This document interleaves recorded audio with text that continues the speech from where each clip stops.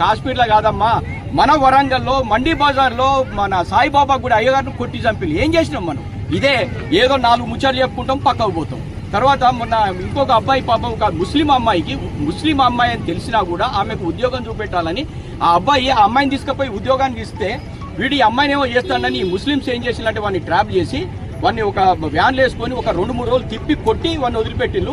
ఒక డాక్టర్గా అతను రికవర్ అయింది, కానీ అతను సంసార జీవితానికి పనికిరాడు. వాళ్ళు అట్లా వేసింది. అంటే ఎంత హీన నికృష్టమైన పరిస్థితిలో మనం ఉన్నర్థం తెలియదు. మనము బ్రతుకురా అంటే వాడు మన ఉనికి మీద దెబ్బతీస్తే మనం ఇంకెంతకాలం భరిస్తాం?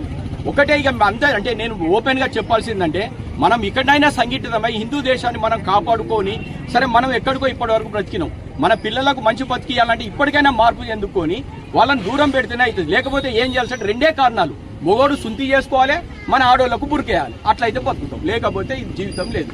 నిర్ణయం అనేది మీ చేతుల్లో ఉంది.